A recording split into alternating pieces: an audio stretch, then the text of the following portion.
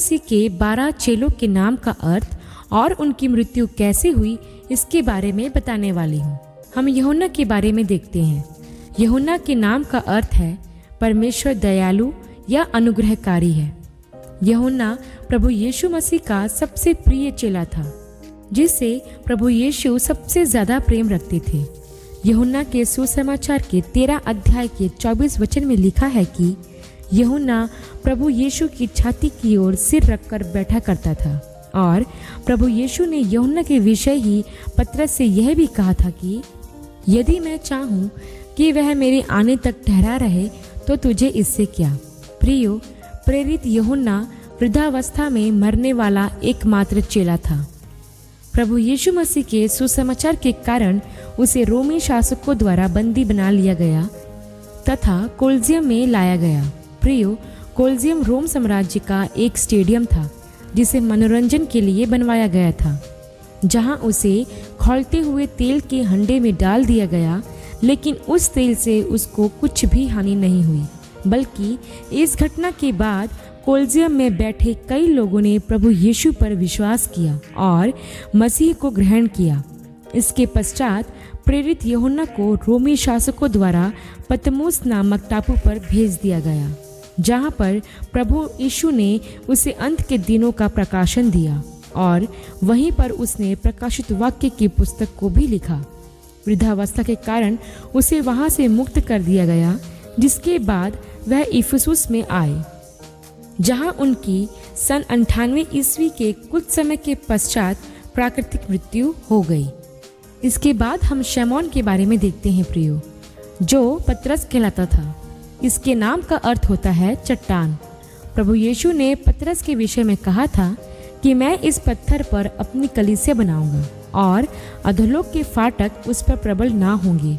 और जैसा प्रभु यीशु ने कहा था, प्रभु के स्वर्गारोहण के बाद पतरस ने अपना सबसे पहला प्रचार किया और उसके प्रचार से 3000 लोगों ने प्रभु पर विश्वास भी किया और बपतिस्मा भी लिया, जिसका वर्णन आपको प्रेरितों के काम की पुस्तक के पहले से दूसरे अध्याय में देखने को मिल जाएगा।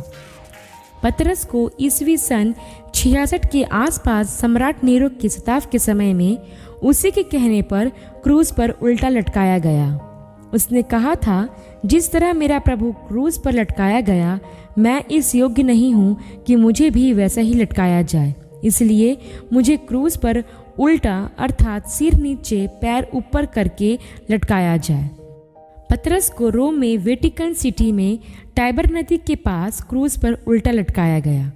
ऐसा कहा जाता है प्रियो कि सम्राट नीरो, जो मसीही लोगों से काफ़ी नफरत करता था, उसने पहले पतरस के सामने उसकी पत्नी और बच्चों को मरवाया, फिर उसी के कहने पर उसे क्रूज पर उल्टा लटकाया। इसके बाद हम अंद्रियास के बारे में देखते हैं। अंद्रियास प्रेरित पतरस का छोटा भाई था। इसके नाम का अर्थ होता है बहादुर।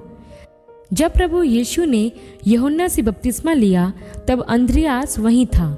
वहां घटित घटनाओं से प्रभावित होकर अंद्रियास प्रभु यीशु के पीछे हो लिया।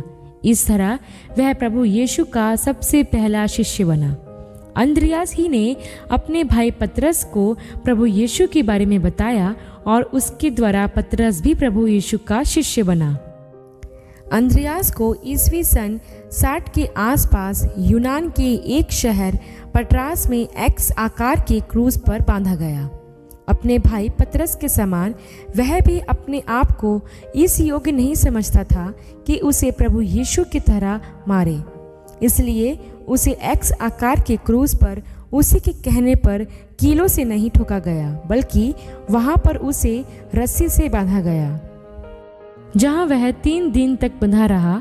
इस दौरान भी उसने प्रभु यीशु का प्रचार करना नहीं छोड़ा और उस क्रूज पर लटके हुए वह आते जाते लोगों को सुसमाचार सुनाता रहा।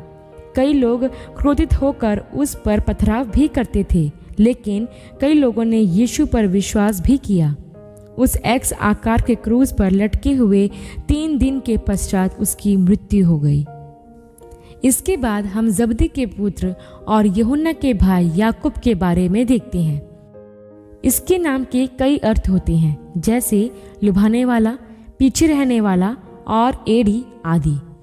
इसकी माता का नाम सलोमी था, जो प्रभु की मृत्यु के पश्चात सुगंधित वस्तुएं लाने वाली महिलाओं में से एक थी।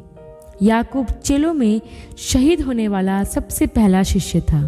प्रभु यीशु के स्वर्गारोहण के पश्चात वह यरूशलेम में प्रचार कर रहा था, जहां हेरोदेस राजा ने उसे पकड़वा कर मंदिर के कंगूरे पर खड़ा करवा कर उसका सिर तलवार से कटवा दिया और उसे नीचे फेंकवा दिया। इसके बाद प्रियो, हम फिलिपुस के बारे में देखते हैं, जो गलील का निवासी था। इसके नाम का अर्थ होता है घोड़ों का दोस्त। यह प्रभु यीशु का दूसरा शिष्य था। प्रभु के स्वर्गारोहण के बाद वह प्रचार करने एशिया माइनर गया, जिसे आज तुर्की कहते हैं। वहां उसने हिरापोलिस में कई दिन तक सुसमाचार का प्रचार किया, जहां सन 80 ईस्वी के आसपास सम्राट डोमिशियन ने उसे क्रूस पर उल्टा लटका दिया। कुछ इतिहासकारों का कहना है कि जब उन्हें क्रूस पर लटकाया गया तब एक भूकंप आया, जिससे वहां के लोग घबरा गए।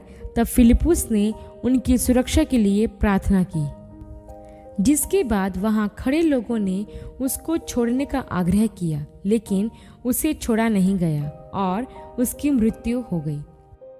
इसके बाद हम मत्ती के बारे में देखते हैं, जो एक चुंगी लेने वाला था। इसके नाम का अर्थ होता है परमेश्वर का दान। मत्ती ने कई देशों जैसे इथोपिया, मैसेडोनिया, सीरिया में प्रचार किया।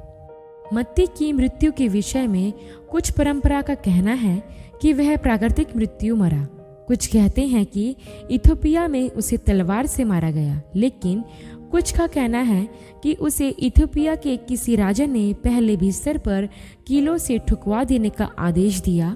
उनके पूरे शरीर को कागज, गंधक, तेल, डामर तथा झाड़ झंकार से ढक दिया गया और आग लगा दिया गया। इस प्रकार मत्ती की मृत्यु हुई और वह शहीद हुआ। इसके बाद बरतुल्मै के बारे में देखते हैं। उसके नाम का अर्थ होता है तलमै का पुत्र, क्योंकि इब्रानी भाषा में बर का अर्थ होता है पुत्र और तुल्मै उसके पिता का नाम था। बरतुल्मै ने भारत सहित कई देशों में प्रचार किया। इसने मत्ती रचित सुसमाचार का इब्रानी भाषा में अनुवाद भी किया था, जिसे वह भारत लाया। परंपरा के अनुसार बरतुल्मै को बारबूस राजा की आज्ञा से आर्मेनिया में ईस्वी सन 71 के आसपास चमड़ी उतारकर क्रूस पर चढ़ाया गया। फिर उसका सिर कलम किया गया और उसके पुत्र को समुद्र में फेंक दिया गया। इसके बाद हम थोमा के विषय में देखते हैं। इसके नाम का अर्थ था जुड़वा। यह वही चेला था जिसने कहा था कि जब तक मैं प्रभु यीशु के पंजर में अपना हाथ न डाल लूं, तब तक मैं विश्वास नहीं करूंगा कि यीशु जी उठे हैं। थोमा को दिदुमुस भी कहा जाता था। थोमा ने पहले मध्य पूर्व में प्रचार किया, फिर वह प्रचार करने भारत भी आया, जहां वह ईस्वी सन 49 के आसपास पहुंचे। वहां उन्होंने बहुत प्रचार किया और 7 कलीसियाओं की स्थापना भी की। थोमा ने उत्तर भारत, पंजाब, चीन और केरल तक प्रचार किया। जब वह माइलापुर की पहाड़ी पर प्रार्थना कर रहे थे, तब लोगों ने तंग आकर उन्हें भाले से भेद दिया। इस पहाड़ी को वर्तमान में थॉमस माउंट के नाम से जाना जाता है। उनके शिष्यों ने उन्हें चेन्नई के माइलापुर में दफना दिया, जहां एक भव्य चर्च बनवा दिया गया। थोमा को भारत का प्रेरित भी कहा जाता है।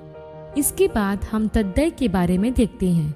उसे तदियुस भी कहा जाता था। इसके नाम का अर्थ है हार्दिक। इसे यहूदा के नाम से भी जाना जाता था। तद्दै का नाम सुसमाचारों में शमौन के साथ आता है, क्योंकि कहा जाता है कि यह दोनों अच्छे मित्र थे। तद्दै ने आर्मेनिया में प्रचार किया, जहां उसे ईस्वी सन 50 के आसपास तीरों से भेजा गया। इसके बाद हम शमौन कनानी के बारे में देखते हैं। इसके नाम का अर्थ है उसने सुना है। इसे शमौन जिलोतेस के नाम से भी जाना जाता था। माना जाता है शमौन पतरस से अलग पहचान देने के लिए उसे शमौन कनानी या शमौन जिलोतेस कहा जाता था। जब यह प्रभु का शिष्य बना, तब उसकी उम्र 40 वर्ष रही होगी। ब्रिटेन के लंदन में भी प्रभु का प्रचार किया और कई आश्रयक्रम भी किए। उनकी मृत्यु के विषय परंपराओं की अलग अलग मान्यता है। कुछ का कहना है कि वह स्वाभाविक मृत्यु मरे, वही कुछ का कहना है कि उन्हें सूली पर चढ़ाया गया। वही कुछ मानते हैं कि उनके शरीर के 2 भाग कर दिए गए थे। जो भी हो, शैमोन जेलोतस को भी प्रभु यीशु के सुसमाचार के कारण शहीद होने का सौभाग्य मिला। इसके बाद हम हल्फई के पुत्र याकूब के बारे में देखते हैं। हल्फई के पुत्र याकूब का जिक्र बाइबल में सिर्फ 2 ही बार आया है। माना जाता है कि प्रभु यीशु के स्वर्गारोहण के बाद याकूब ने यरूशलेम में यहूदियों के बीच प्रचार किया। फिर वह वहां की कलीसिया का पहला बिशप भी बना। हल्फई का पुत्र याकूब जब यरूशलेम में प्रचार कर रहा था, तब यहूदियों ने पथरवाह करके उसे मार डाला और वही मंदिर के पास उसे मिट्टी दी गई। कुछ का मानना है कि जब वह मंदिर के कंगूरे पर से प्रचार कर रहा था, तब लोगों ने उसे नीचे ढकेल दिया। तब भी उसकी मृत्यु नहीं हुई, तो लोगों ने उस पर पथरवाह करके उसे मार डाला। इस प्रकार हल्फई का पुत्र याकूब शहीद हुआ। इसके बाद हम यहूदा इस्करियोती के बारे में देखते हैं। इसके नाम का अर्थ होता है स्तुति के योग्य। यह वही चेला था जिसने प्रभु यीशु को पकड़वाया था। यहूदा इस्करियोती के पास दान की थैली होती थी, जिसमें से वह रुपए निकाल लिया करता था। प्रभु यीशु को पकड़वाने के बाद जब उसे पछतावा हुआ, तो उसने वो 30 चांदी के सिक्के महायाजक के पास जाकर फेंक दिया और जाकर फांसी लगा ली।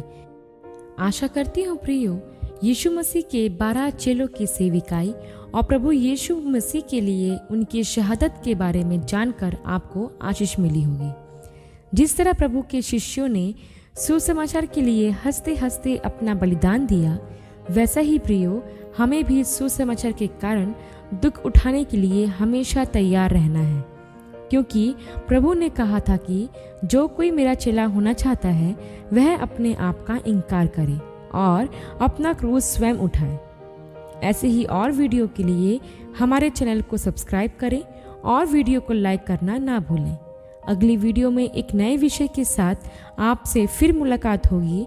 तब तक के लिए आप सबको जय मसीह की। परमेश्वर का अनुग्रह आप सब पर बना रहे। आमीन।